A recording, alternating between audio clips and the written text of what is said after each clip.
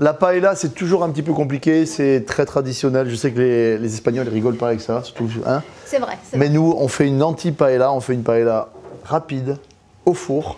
Et c'est sur ton blog, c'est ça? C'est sur mon blog qui marche très très bien.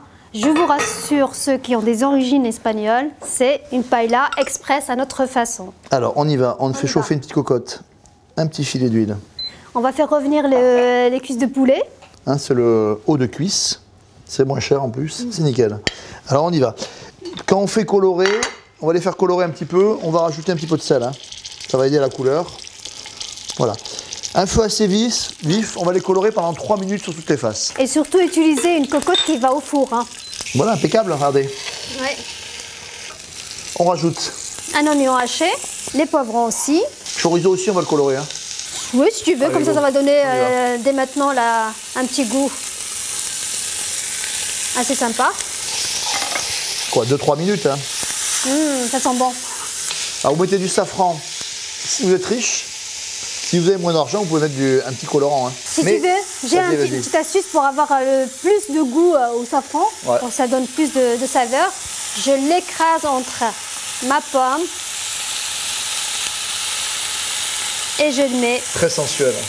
Et là dans la marmite. Ah ouais, c'est bon. Voilà, ça c'est super bien revenu. Regarde, moi j'ai envie de rajouter des petits calamars. Ça gâche rien. On les fait revenir 1 à 2 minutes. Le jaune arrive avec le safran. Ça sent déjà très très bon. Un petit peu de tomates. Alors si vous n'avez pas de tomates fraîches, vous pouvez rajouter de la concassée de tomates. Ouais, on conserve. Un petit peu d'ail. Surtout quand c'est pas la saison. Je peux vous dire que ça sent très bon. Les herbes. C'est pas les gens qui sont derrière la caméra qui me diront le contraire. Laurier étang, un peu de sel et du poivre. Allez, on y va. Hein. Ça relever une paella. Le sel, on va y aller tranquille parce que le bouillon est un petit peu salé. C'est magnifique. Regardez.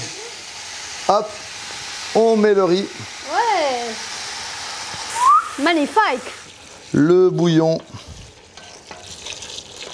On a mis de l'eau à hauteur. On va mettre des petites crevettes qui auraient pu être fraîches. D'accord? Oui, moi, la plupart du temps, j'en mets cru. Comme ça, elle aura le temps de cuire dans le bouillon. Vous goûtez. C'est très salé. C'est parfait. Franchement, j'aurais pas pu faire mieux. Non, vraiment, le couvercle.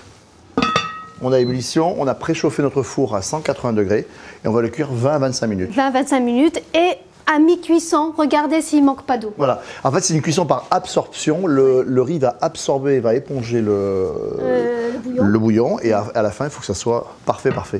À tout à l'heure. Allez, bonne chance. Il s'est passé des choses super intéressantes. Ça sent super bon. C'est parfaitement cuit, il reste un petit peu de jus en bas là, mais c'est pas très grave. Ça sert à la louche. C'est des plats de copains, ça, de famille, regardez. On est dimanche midi, vous avez bu l'apéro tranquillement, vous voyez, vous êtes bien. Bon. Et puis vous avez mis votre paella au four. Elle s'est faite toute seule. Voilà, regardez, la paella au four, c'est vraiment génial. Et en plus, il y avait un chef dans les studios derrière qui m'a dit c'est pas con. Parce qu'en fait, on se prend pas la tête.